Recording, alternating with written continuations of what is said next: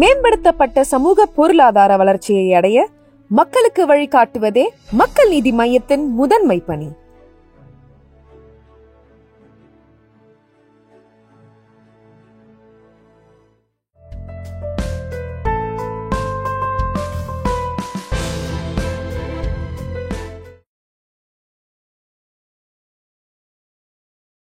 அந்த ஷூட் பண்ணும்போது எல்லாமே வந்து குதிரையில் தான் போகணும் சார். அமிதாப் பச்சன், ஸ்ரீதேவி, நாகார்ஜுன், கேமராமேன், அது மாஸ்டர், அசிஸ்டண்ட் எல்லாமே குதிரையில் தான் டக்கு டக்கு டக்குன்னு லொக்கேஷனில் போய் இறங்குவோம் சார். அந்த லொக்கேஷன் எப்படின்னா பசிக்கும். எல்லாருமே சாப்பாடு எப்படியோ வந்து ஏதோ வரும், ஏதோ 1 2ன்னு வரும்.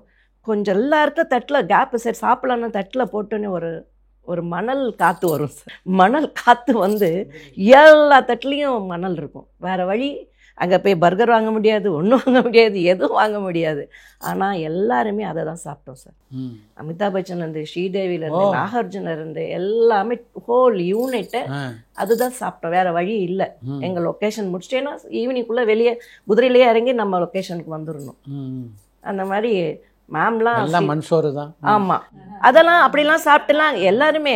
ஏன்னா பெரிய நான் என்ன சொல்லுவார்னா ஹீரோயின் ஸ்ரீதேவி மேடம் அப்படின்லாம் நம்ம நினைப்போம் இல்லையா. பட் அந்த இடத்துல அவங்க வந்து அதையும் சாப்பிட்டுட்டு அமிதாப் பச்சன் சார், நாகார்ஜுன சார் எல்லாருமே அந்த கஷ்டப்பட்டிருக்கோம்.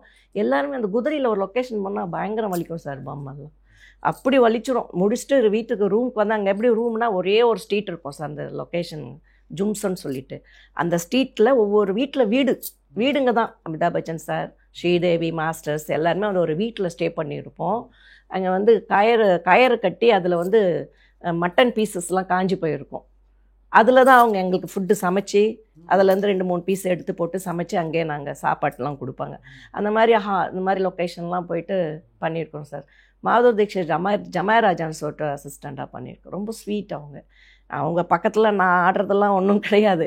இருந்தாலும் எக்ஸ்ட்ரானரி இருந்தாலும் நான் ஆடும்போது பார்ப்பாங்க. பார்த்துட்டு அதே மாதிரி பண்ணுவாங்க. கரெக்ட் சரஸ்வதி அப்படின்னுவாங்க. கரெக்ட் மேம் அப்படின்னு. அதே மாதிரி ஸ்ரீதேவி கூட ஒரு எக்ஸ்பிரஷன் பண்ணா, நீ பண்ணு பார்க்குறேன் அந்த இடத்துக்கு அப்படின்வாங்க. அதனால எனக்கு அந்த பயமே இல்லை சார். நிஜமாவே சொல்கிறேன். இவ்வளோ பெரிய ஆனால் என்னோட கூட இருக்க டான்சர்ஸ்லாம் என்ன சொல்லுவாங்க, நாளைக்கு மாதவ் தீக்ஷித் தான் எப்படி அவனோட சூப்பர் பரவாயில்ல. உள்ளுக்குள்ள அள்ளுதான் இருக்கும். ஆனாலும் வந்து நான் தான் அந்த இடத்துல நான் ஹீரோயின் அப்படி சொல்லிட்டு நான் எக்ஸ்பிரஷன்லாம் பண்ணி எல்லாம் பண்ணுவேன். கனெக்டிங் எனக்கும் நிறைய இருக்கு. அவங்களுக்கு நிறைய டூப் போட்டிருக்கேன். ஸ்ரீதேவிக்கு டூப் யாருன்னா எனக்கு தான் ஹைட்டு அந்த இதுக்காக என்ன நாகவேந்தர் சார் படம், நாகார்ஜுனோட சாங்கு மழை சாங். அப்போது அவங்க வந்து ரொம்ப பிஸி. அப்போது ரொம்ப பிஸியாக இருக்கிறதுனால ஒரு நாள் அவங்களால அந்த மழை ஒரு பிட்டு எடுக்கணும். அந்த ஃபுல்லாக சாங் முடிஞ்சிச்சு. அந்த பிட்டு வந்து ஒரு ரெயினில் வந்து ஒரு பிட்டு எடுக்கணும். அந்த பிட்டு வந்து அவங்க ஃப்ரீ, இவர் ஃப்ரீ காய்ச்சிட்டு கொடுத்துட்டாரு. நாகார்ஜுன சார் காய்ச்சிட்டு கொடுத்துட்டாரு. அவங்க காய்ச்சிட்டு கிடைக்கல. அப்போ வந்து டூப்பு போட்டு எடுத்துடலான்னு கரெக்டான ஆள் யாரும் டான்ஸஸில் வந்து இது பண்ணும்போது விஜயலட்சுமி கரெக்டாக இருக்கும் அப்படின்னு அந்த தான் ஃபஸ்ட்டு நான் அவங்களுக்கு டூப் போட ஆரம்பித்தது. அந்த சாங்கை என்னை நாகார்ஜுனை வச்சு அந்த விட்டு ரகு மாஸ்டர் ஷூட் பண்ணிட்டாரு. அது முடிஞ்சதுக்கப்புறம் சால்பாஸில் அது டைட்டில் சாங் அவங்க பண்ண வேண்டியது. டைட்டில் சாங் அவங்க பண்ண அப்போ தான் சார் எங்கள் மேரேஜ் ஆச்சு. சோட்டா கர்நாடு தான் என்னோட ஹஸ்பண்ட். அப்போ சோட்டா கர்நாடு தான் அப்போ தான் மேரேஜ் ஆகிருக்கு. நான் அந்த சின்ன மாஸ்டர் வந்து ரொம்ப க்ளோஸ் ஆகும் டைரக்டருக்கு. அவர் வந்து ஸ்ரீதேவி மாதிரி ஒரு பொண்ணு வேணும் ஃபிகரா அப்படின்னு சொல்லும்போது விஜயலட்சுமி தான் கரெக்டாக இருக்கும்னு அவர் நான் ஆல்ரெடி டூப் போட்டது அவருக்கு தெரியாது. ஆனால் இவர் மைண்ட்லேயே நான் தான் வந்திருக்கேன். சரி அந்த சாங்கு வந்து என்னை கேட்டார்.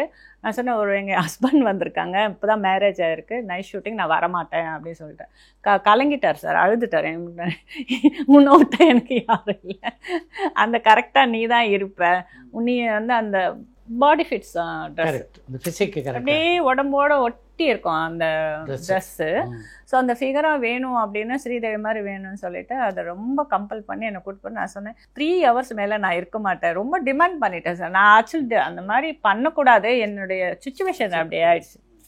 சார் சொன்னோன்னே சரின்னு போகணும் சார். உட்காந்து பார்த்தேன் 10 மணி வரைக்கும் செட்டு ரெடி ஆகலை.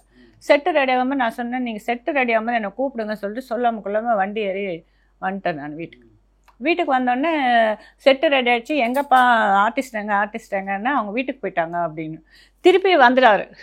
சின்ன மாஸ்டர் எங்கள் வீட்டுக்கு வந்து வாசல்ல மழை வருது, கொடை பிடிச்சிட்டு அழுதுட்டு நின்றுட்டு இருக்காரு.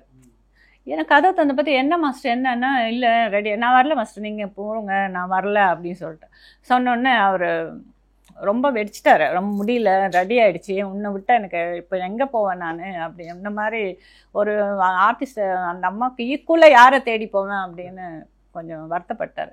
சரின்னு சொல்லிட்டு அவர் வருத்தப்படப்போ கிளம்பிட்டேன் சார். ஷூட்டிங் கிளம்பிட்டு ஒரு 3-4 ஹவர்ஸில் அந்த சாங் முடிஞ்சு போச்சு சார். டைட்டில் சாங் நான் தான் ஃபுல்லாக ஒர்க் பண்ணேன். இது மலைப்பாம்பு உடம்புல போட்டு ஆடினேன் சார் அந்த சாங்கு.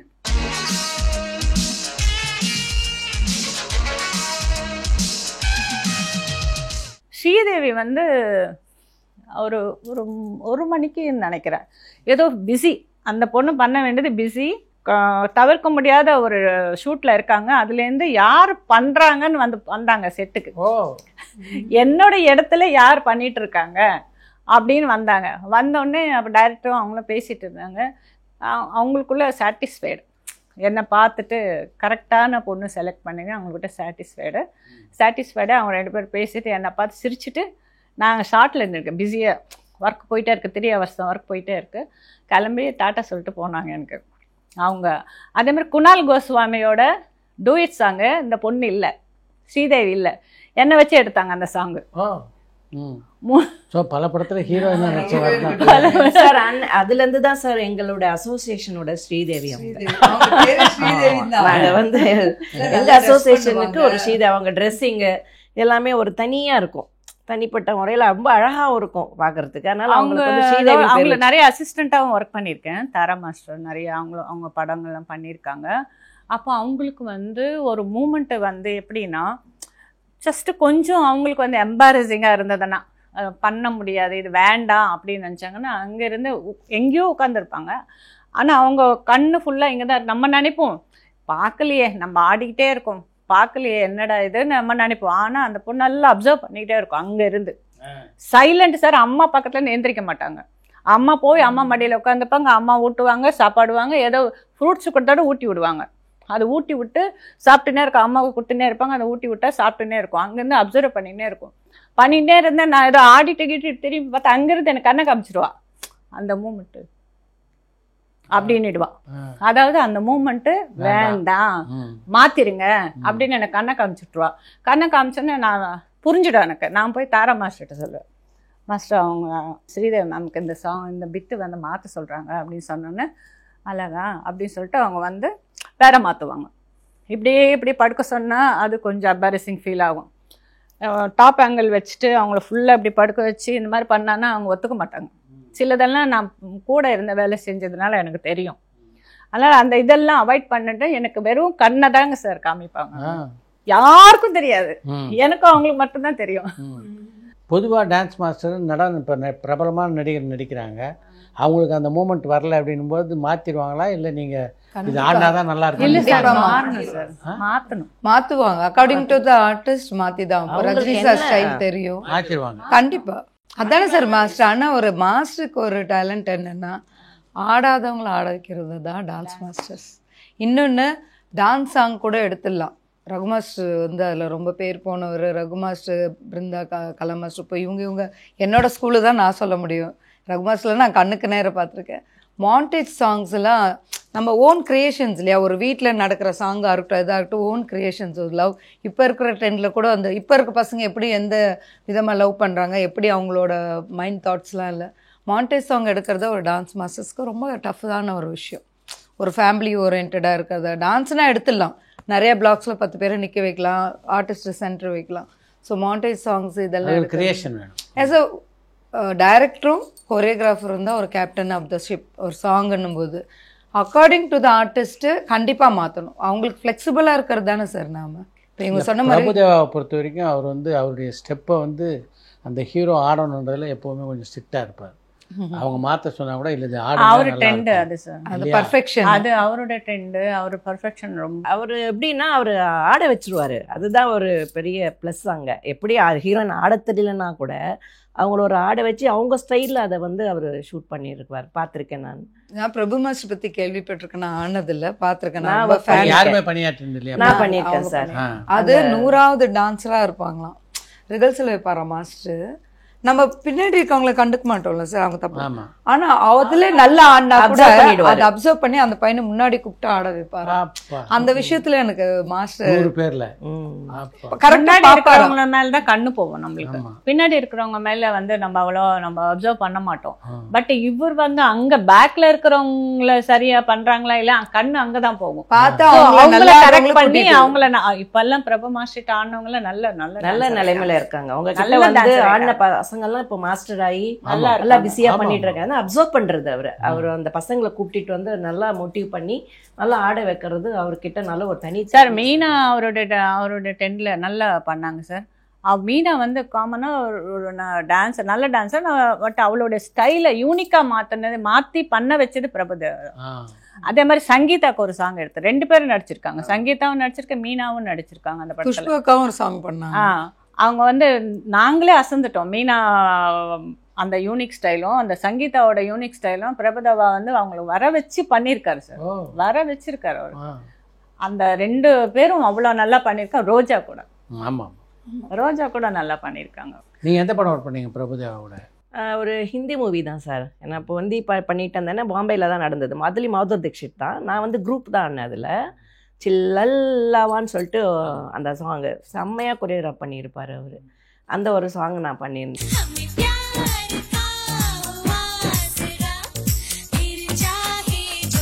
அவர் நல்லா சூப்பராக இருந்துச்சு அந்த கொரியோகிராஃப். மாதுர் தீக்ஷித் அவங்களும் ரொம்ப நல்லா பண்ணாங்க. இவங்க சொல்கிற மாதிரி அந்த நல்லா அப்சர்வ் பண்ணுவாங்க.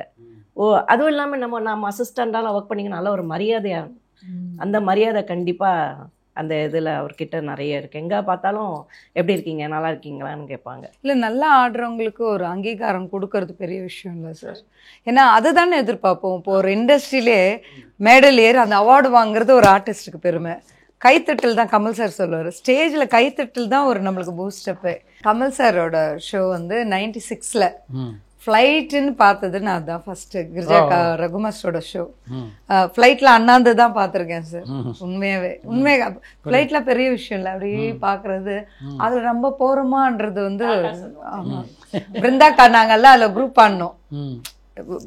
கமல் சாரோட இதில் சுகன்யா மேம், ரோஹிணி மேம்லாம் வரதா இருந்தது. ரோஹிணி அக்கா வந்தாங்க. அதுக்கு ரிகல்சல் கமல் சாரோட ஆஃபீஸில் தான் நடக்கும். கமல் சார்னா நான் அப்படி ஒரு பைத்தியம். நான் அவரே எப்படியோ பார்ப்பேன். அவருக்கு எல்லாமே மிராக்கல் தானே நம்மளுக்கு பிரமிப்பா. அது ஷோ போகும்போது அவ்வளோ ஒரு என்ன விஷயத்த சொல்லுறது, அந்த பர்ஃபெக்ஷன் பார்க்கறதுக்கு நான் சொல்ல வரேன். ஷோஸில் கூட கமல் சார் வந்து அந்த ஒரு பர்ஃபெக்ஷன், அவரே பாடுறது, அவரே பண்ணுறது. ரகுமாஸ்டரும் அவரும் காம்போ வந்து ரொம்ப நல்லா இருக்கும். ரொம்ப நல்ல காம்போ, நல்ல அண்டர்ஸ்டாண்டிங். ஆமாம் ஆமாம், ரொம்ப நல்ல காம்போ. நம்ம அந்த ஃப்ளைட்டு கூட்டிகிட்டு வந்து எங்களெல்லாம் அவ்வளோ நல்லா ட்ரீட் பண்ணார். பிரபுதேவா மாஸ்டர் மாதிரி கமல் சாரும் டெக்னீஷியன்ஸை நல்லா மதிப்பார். டான்சர்ஸை, டான்ஸ் அசிஸ்டன்ஸ், ஒரு புக்கு ஒரு நல்லா பண்ண அப்ரிஷியேட் பண்ணுவார். புக்குன்னு சொல்லலாம். அதனால நிறைய மாதிரி இது மாதிரி ஷோஸ்லாம் நாங்கள் நிறைய ஷோஸ் கூட எங்களுக்கு நிறைய அனுபவங்கள் இருக்கு. எங்க அமெரிக்கா போன மாதிரி நாங்கள் நிறைய ஷோஸ் போயிருக்கோம். ரஜினியோட நிறைய ஷோ போனீங்களா? ஆமா சார். ஃபர்ஸ்ட் போனது Chinni Prakash master New York sir. New York British Airways அதுல தான் போகணும். செகண்ட் டைம் வந்து ஃபர்ஸ்ட் போனது வந்து அமிதாப் பச்சனோட ஷோ. செகண்ட் டைம் வந்து லண்டன் பிளஸ் யூஎஸ்ஏ ஹியூஸ்டன் போனோம். Houston, new Jersey. First time போனது New York, second time Houston, new Jersey and London. 3 இதுக்கும் கூட்டிட்டு. அது வந்து செகண்ட் டைம் போனது மிதுன் சக்கரவர்த்தி. அவர் வந்து ஃபுல் ஆர்கனைசிங் ஃபுல் ஆர்கனைஸ் அவர் தான். மிதுன் தாதா அவர் தான் ஃபுல் ஆர்கனைஸ். சேம் அதே தான். பிரிட்டிஷ் அமெரிக்கா இல்ல ஒவ்வொரு கண்ட்ரியாவே ஷோஸ் பண்ணிட்டு ஒரு 1 மந்த் இருந்தோம்லக்கா. 1 month London to Chinni Prakash master தான் கொரியோகிராஃபர். அதுக்கு எல்லாத்துக்குமே பெரிய லெவல் ஹோட்டல்லாம். நாங்க மாதுரி தீக்ஷித், கரிஷ்மா கபூர், அஜய் தேவ் எல்லாமே சார் எல்லாம் ஒண்ணா ஒரே ஹோட்டல். ஒரே ஹோட்டல்ல எல்லாம் நிறைய குரூப் ஸ்டில்ஸ்லாம் கூட இருக்கு இன்னும்.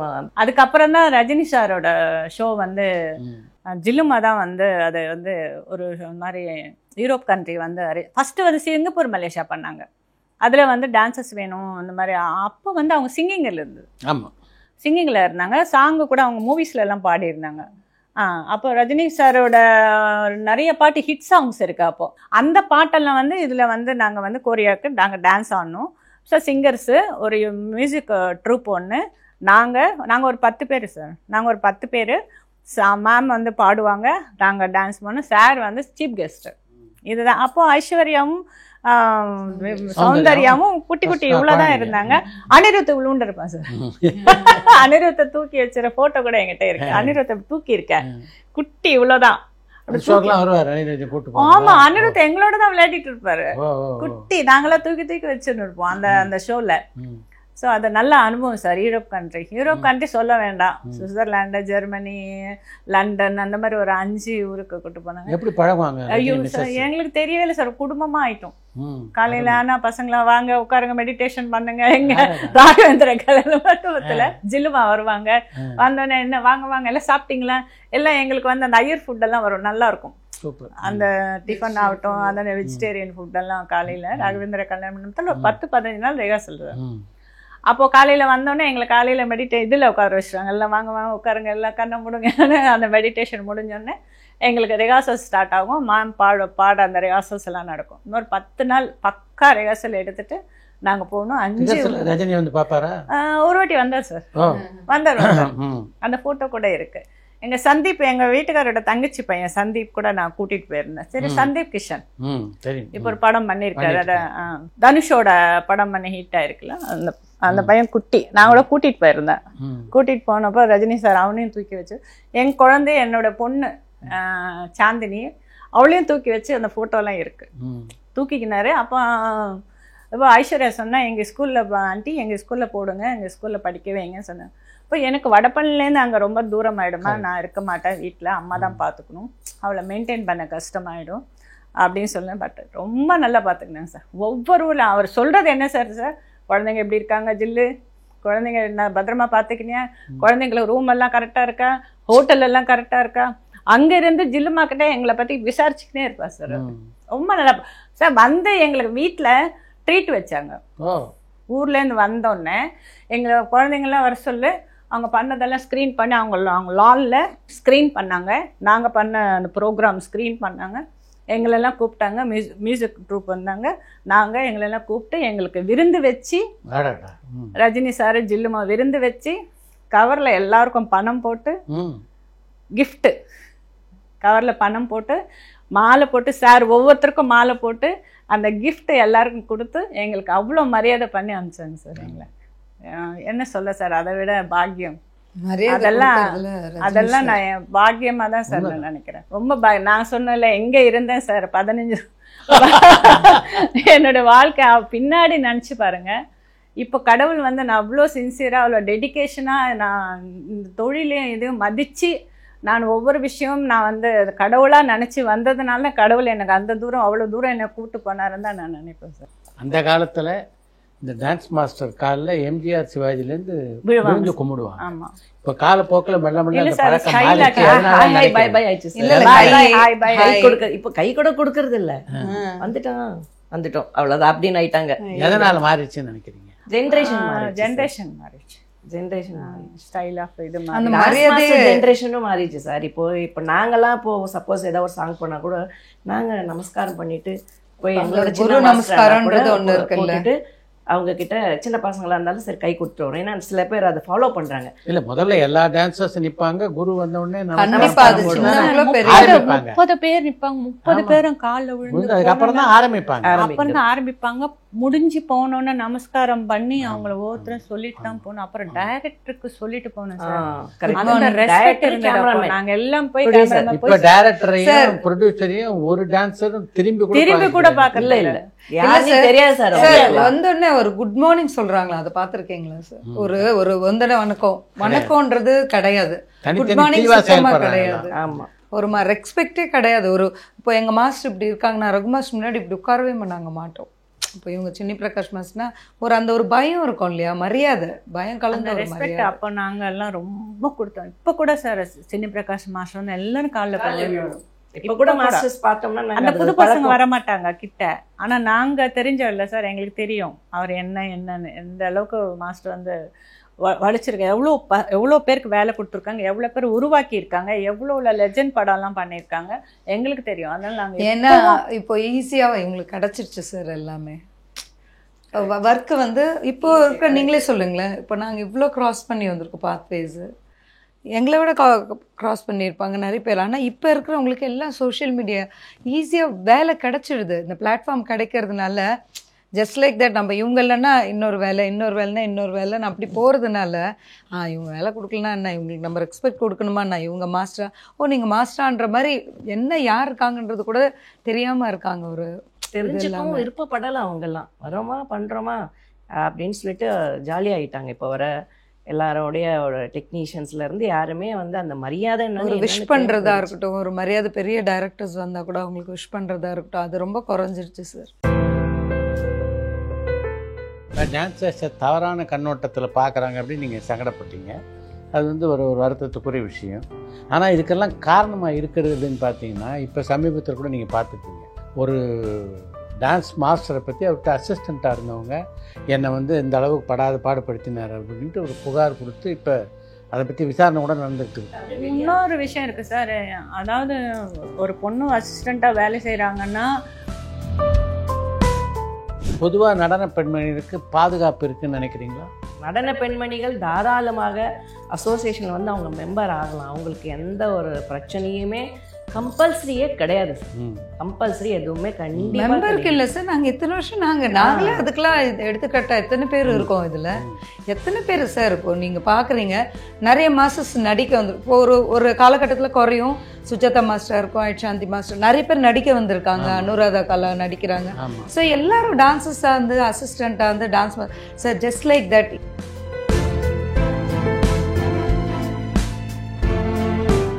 படப்பிடிப்பு தளத்தில் விஜயலட்சுமி ஆச்சரியப்படுத்திய நடிகைகள் யார் யாருன்னு சார்? எனக்கு ராதா ரொம்ப ஆச்சரியப்படுத்தியிருக்காங்க.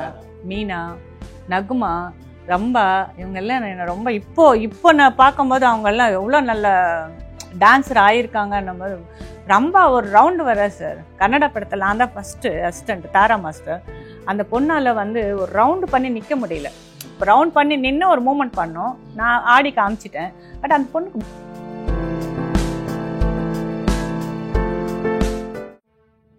மேம்படுத்தப்பட்ட சமூக பொருளாதார வளர்ச்சியை அடைய மக்களுக்கு வழிகாட்டுவதே மக்கள் நீதி மையத்தின் முதன்மை பணி.